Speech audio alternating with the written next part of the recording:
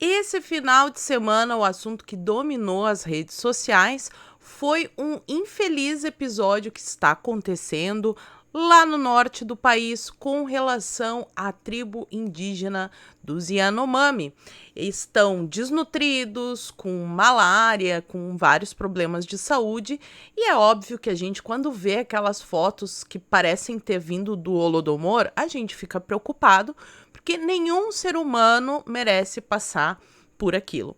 O problema é que a esquerda é especialista em inventar narrativas, fazer cortinas de fumaça e apontar os dedos para culpados que, na verdade, podem não ser os culpados. Então é por isso que eu resolvi trazer esse vídeo aqui para vocês, que é um mini dossiê sobre essa situação toda, porque eu achei coisas muito estranhas e parece que toda essa tragédia poderia ter sido evitada na CPI do circo. Lembra? A CPI do circo? Então se prepara, meu amigo, que tem bastante informação no vídeo de hoje. E se você já gostou da pauta, me ajuda a espalhar essas informações, curtindo, comentando e principalmente compartilhando o link desse vídeo nas suas redes sociais, grupos de Face, de Zap, dá uma verificada na tua inscrição, vê se ela continua ativa aqui no canal e se não for inscrito, se inscreve e dá essa moralzinha para mim. E mais do que nunca, é muito importante que vocês compartilhem esse link e façam a inscrição aqui no canal, porque eu não sei se vocês estão sabendo, mas infelizmente os nossos magnânimos supremos me baniram de algumas redes sociais. Baniram o meu perfil do Twitter, aqui o meu canal do YouTube e também no Telegram. Então, quem tá no exterior continua acompanhando normalmente, assim como a galera que usa o VPN. Já você que está no Brasil, não sei até quando o meu canal vai continuar aqui, mas por enquanto quem tem o link e é inscrito no canal ainda consegue me acompanhar. Mas se você não quer perder o contato comigo, é claro que eu não vou parar, porque afinal de contas eu não fiz nada de errado, não sei até agora por que essa medida foi tomada contra mim, sendo que eu jamais apoiaria aqueles atos de vandalismo que aconteceram em Brasília. Então, se você não quer perder o contato comigo, eu vou deixar aqui embaixo o link no meu Getter, do meu Rumble, que por lá eu também estou postando vídeos, e principalmente se você puder e quiser me ajudar, faz a tua inscrição no Clube Marisa, que é a minha plataforma. Além de garantir que vai continuar acompanhando o meu conteúdo, você ainda tem acesso a conteúdos exclusivos, Clube do Livro e muitas outras vantagens. E o preço é menor do que um lanche, é só R$ 9,90 por mês para você apoiar o meu trabalho. E agora sim, dadas todas as explicações e feita a introdução, vamos para essa pauta esquisita sobre os Yanomami. Eu penso aqui na minha cabecinha que essa história toda dos Yanomami, que é claro que é muito grave, é muito triste ver aquelas imagens, mas eu acredito que isso não passe de uma cortina de fumaça, porque o assunto que estava nas redes sociais até surgir essa história era a eleição do Senado. Então, eu vou começar por duas pautas que eu sei que a esquerda quer abafar e que estavam em alta nas redes sociais. Uma delas, quem traz, é o deputado eleito Gustavo Gayer, que teve uma ideia fantástica. Ele fez um site, www.comovotasenador.com.br, para o pessoal acompanhar como cada senador pretende votar. Mais importante do que saber em quem eles pretendem votar é pressionar para que essa votação seja aberta, porque em princípio é uma votação sigilosa, mas nada impede o senador de divulgar o seu voto, e nada mais justo do que a gente saber em quem aqueles que estão nos representando vão votar. Gustavo Gayer traz a seguinte informação: a vantagem de 17 pontos para Pacheco já diminuiu para 8, e isso que foi só uma semana e um pouquinho. Temos 9 dias para virar o jogo. A eleição é agora em fevereiro. Não parem. Marquem os senadores do seu estado com a hashtag Pacheco não. Vamos, por meios democráticos, pacíficos e educados, pressionar os nossos senadores, porque nós precisamos de uma mudança lá na presidência do Senado. Outro tema que a esquerda não quer que você comente nas redes sociais é a CPI para investigar o vandalismo que aconteceu lá no dia 8 de janeiro. A gente presenciou cenas lamentáveis e a gente quer sim que seja investigado para apontar os responsáveis, quem é que organizou, como é que o STF, o Congresso, o Palácio do Presidente, como todos esses prédios estavam desprotegidos. Então, o Lula já deu declaração na Globo News de que não quer essa CPI, porque nunca se sabe como uma CPI começa, né? A gente sabe como ela acaba, a gente sabe como começa, mas não sabe como ela acaba. Então, o Lula parece que não quer, mas não tá colando muito, porque ali a base aliada, depois de ter vindo esse incidente totalmente infeliz, esse vandalismo que aconteceu em Brasília, a esquerda também quer investigar. Então, todo mundo quer investigar e os brasileiros merecem saber, porque, afinal de contas, esse dinheiro para recuperar todo esse vandalismo que foi feito lá também sai dos nossos impostos. Então, vamos pressionar pela eleição no Senado e pela CPI do vandalismo em Brasília. Agora, vamos lá para o caso dos Yanomami. Se você não está sabendo, farei aqui uma breve introdução. Saíram fotos, assim, parecem ter vindo do Holodomor mesmo. Uma pessoa que passa fome é uma foto que qualquer ser humano que tenha coração fica triste em olhar e não quer ver esse sofrimento, né? E os Yanomamis estão exibindo sinais de desnutrição e doenças como verminoses. Essas imagens evidenciaram a gravidade da situação em Roraima. A reportagem viu crianças indígenas internadas com o abdômen inchado. E criança com aquela barriguinha de vermes e as costelinhas aparecendo, é um negócio que dói na alma da gente. Não importa se é de esquerda ou se é de direita, qualquer pessoa que tenha um coração, né, que não seja um louco psicopata, vai ficar ali muito triste vendo essas imagens. Quem apareceu também foi claro, né, o ministro Flávio Dino, que a gente tem que dizer que ele não é comunista e que ele é magro, senão ele processa. Vocês estão sabendo? Vai processar um jornalista aqui do Rio Grande do Sul porque chamou ele de comunista e obeso. Então a gente tem que dizer que ele é lindo, magro e não é comunista, apesar dele mesmo dizer que é. Mas enfim, ele postou o seguinte: em relação aos sofrimentos criminosos impostos aos Yanomamis, há fortes indícios de crime de genoemicídio, não posso falar a palavra, e outros crimes que serão apurados pela Polícia Federal conforme ofício que enviarei na segunda-feira, no caso hoje. E aí, quando eu li esse post aqui do Flávio Dino, deu um cliquezinho, porque não é de hoje que eles querem enquadrar o Bolsonaro neste crime aí de genoemicídio. Eles fingem, né, que eles não sabem o que o Stalin fez, o que o Mao Tse Tung fez, e aí eles querem colocar o Bolsonaro, enquadrar nesse crime, porque aí eles levam para os tribunais internacionais. E vocês sabem como a comunidade internacional dá bastante relevância para esses assuntos com os indígenas. Eles não conseguiram emplacar essa narrativa durante a pandemia e agora vem com esse assunto. E aí eu achei muito estranho e comecei a pesquisar.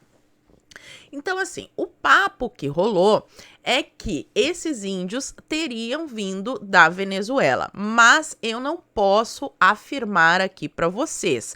Mas a gente pode dar uma olhada no cenário e ter algumas desconfianças. Não sei se é permitido ter desconfianças na democracia, mas para quem não sabe, essa reserva Yanomami, a maior parte dela fica em território ali venezuelano. E eu não tenho notícias sobre exatamente esses indígenas que apareceram com esses problemas, mas o próprio Brasil de Fato, site de esquerda, noticiou ali que em 2014, mais de 4.000 indígenas entraram em solo brasileiro vindos da Venezuela, que é essa tribo Varaó, não sei se é assim que pronuncia, e esses índios estavam justamente fugindo do regime socialista de Maduro e com fome, com desnutrição, com todos esses problemas que estão aparecendo agora na tribo Yanomami. Então, já comecei a achar meio estranho. Aqui, o próprio site da ONU fala: indígenas venezuelanos ajudam ajudam uns aos outros a viver longe de casa. Os indígenas do povo Warau enfrentam desafios particulares para construir nova vida no Brasil, mas alguns de seus compatriotas estão estendendo a mão. Então, não é de hoje que venezuelanos cruzam a fronteira vindo para o Brasil para fugir do socialismo. E entre esses brasileiros havia indígenas. Eu não sei, de novo, repito aqui, não quero cometer propagar nenhuma fake news, mas quando a coisa vem da esquerda, eu posso ficar desconfiada? Ok, acho que eu posso ficar desconfiada, né? E aí eu comecei a pesquisar no passado. E olha só, em 2005, e a matéria está no portal do Senado, portanto não é uma notícia falsa, um líder indígena culpava o governo por desnutrição de crianças indígenas. Então o problema não é de hoje. Em 2005, o presidente era o seu Nine, era o Dilma que era presidente, e desde lá já havia essa situação de desnutrição. Aqui outra matéria do UOL. Mais de 25 mil índios não tiveram acesso à saúde em 2010. Isso é relatório aí de ONGs e de outras instituições. Revista Veja, matéria de 2011. A desnutrição acabou com a vida de 92 crianças indígenas em 2010. Lembrando aqui de novo, quem é que estava no poder nessa época, vocês já sabem. E quem fez o relatório foi o Conselho Indigenista Missionário. Das 100 crianças nascidas no ano na tribo Chavante, no Mato Grosso do Sul, 60 perderam a vida. Aqui, mais uma matéria para vocês verem como essa é uma situação que infelizmente se arrasta há muito tempo. Matéria de 2013. Até 80% dos garimpeiros expulsos já voltaram, denunciam os Yanomami. Porque entre as causas ali que está sendo apontada para esse problema que acontece com os Yanomami é que há garimpo ilegal e isso despeja mercúrio na água e essas crianças indígenas, essas tribos estariam sendo contaminadas por esse mercúrio, o que de novo não é um problema recente, matéria de 2013 falando sobre a exploração ilegal. E nessa matéria traz outro dado bem interessante, né? A riqueza de minérios no subsolo da terra indígena atrai garimpeiros desde 1970. Olha como a coisa é antiga. Na década de 80, segundo os índios mais velhos, o número de garimpeiros chegou a 40 mil. Isso é maior do que o número de Yanomamis que vive no Brasil. Os Yanomamis listam os danos provocados pela presença indesejada, contaminação dos rios por mercúrio, poluição, doenças transmitidas pelos invasores e até massacres. A gente sabe que acontece vários conflitos lá naquela região. Olha aqui de novo, né? O Dilma e a Dilma. Matéria de 2013. Né? Mandando lá até índio para terra do pé junto, é palavra proibida, isso aumentou 168% nos governos do PT. Então, será que o PT também vai ser levado para esse Tribunal Internacional? Desnutrição matou 419 crianças indígenas desde 2008. Lembrando que a matéria é de 2014. E aqui mais uma, ó. Federação denuncia grave crise na saúde indígena no Amazonas. Matéria de 2016, ainda era a Dilma no poder. Essa daqui do El País de 2017, aí já é no governo Temer, mas se refere ao tempo em que a Dilma estava na presidência. Estamos tomando água poluída de mercúrio. O povo Yanomami vai sumir e aqui é uma denúncia da ONU. E já que eles estão colocando a culpa no Bolsonaro, falando que o Bolsonaro não faz nada, eu achei essa matéria aqui de 2021 recente falando sobre o que o governo Bolsonaro fez. Uma força-tarefa do governo federal concluiu a entrega de mais de 22 toneladas de alimentos a Yanomami em Roraima. E teve várias outras ações. O Bolsonaro postou no grupo do Telegram dele várias ações que o governo dele, junto com o Ministério da Damares, que cuidava dessa parte, fizeram para auxiliar os povos indígenas. Agora, a coisa mais esquisita que eu achei é esse assunto aqui, porque parece que o negócio poderia ter sido evitado se a CPI do circo fizesse o trabalho de investigar a corrupção nos estados. Lembra que a gente denunciou o Gabas, a compra de respiradores em loja de mamonha e essas coisas todas. Então, essa matéria aqui de novembro de 2022, matéria recente da Folha de São Paulo, diz que desvio de medicamentos para Yanomamis impactou 10 mil crianças e a Polícia Federal fez uma operação. Então, isso que o Flávio Dino vai pedir para a polícia fazer, parece que já foi feito. De repente, eles até já vão ter o relatório pronto para apresentar para o ministro da Justiça, que parece que está meio desinformado. O Ministério Público Federal e a polícia investigaram fraudes no fornecimento de remédios como vermífugos.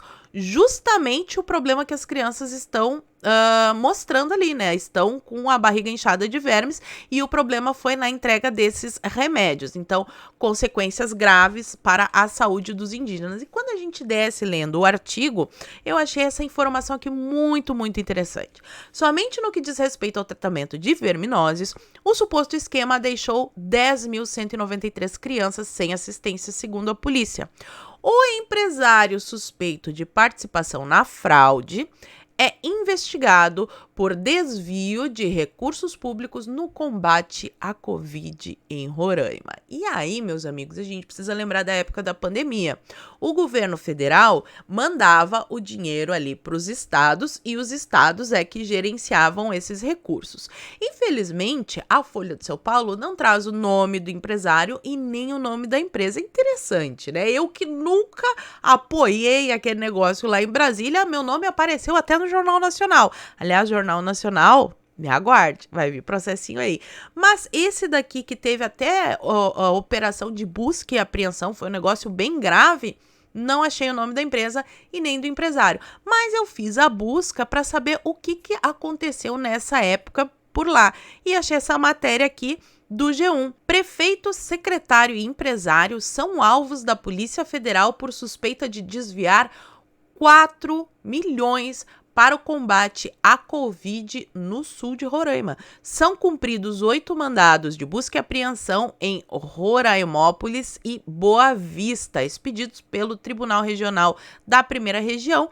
Conforme a Polícia Federal, as investigações iniciaram em novembro de 2020, após uma denúncia anônima apontar o desvio de recursos públicos.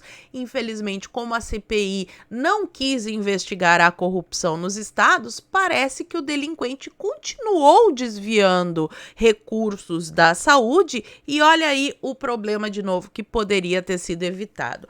E já que o PT está tão preocupado com os índios, já vou dar uma sugestão aqui. Pega esse dinheiro, 10 bilhões, gente. 10 bilhões com B de bola. Será o orçamento do Ministério da Cultura neste ano de 2023. Só a Cláudia Raia levou aí uns 5 milhões. Quantos índios poderiam ser desverminados com esse dinheiro? Quantos índios poderiam ser alimentados com esse dinheiro? É claro que a cultura é importante, mas quando é o Estado que faz cultura, ela deixa de ser cultura e vira propaganda estatal. E mais, o que é mais importante? O show da Cláudia Raia ou a comida na mesa dos índios? É uma escolha muito simples, deveria ser pelo menos. E aí, aqui no final do vídeo, mais uma pauta pra gente pressionar. Trouxe isso em um vídeo da semana passada, o senador Plínio Valério. O arquimilionário Jorge Soros deu 100 milhões a ONGs brasileiras e o Fundo Amazônia deverá receber bilhões de países estrangeiros. Mais que nunca, a CPI das ONGs na Amazônia precisa ser instalada. Essa caixa preta tem que ser aberta para dar transparência ao uso desses recursos. Me pareceu assim muita coincidência que justo quando a Marina tá sentada ali com o Soros, foi lá falar com a Greta, aí aparece esse negócio dos índios, genoemicídio, a culpa é do Bolsonaro e as ONGs recebendo milhões e milhões, a cultura com orçamento de bilhões e os índios passando fome. Será que a esquerda tá mesmo preocupada com os pobres ou será que ela só quer acabar com a pobreza dos companheiros do partido? É uma pergunta retórica. E por hoje eu vou ficando por aqui. Muito obrigada por terem assistido ao vídeo até o fim. Fiquem todos com Deus, um beijo e até a próxima. Fui!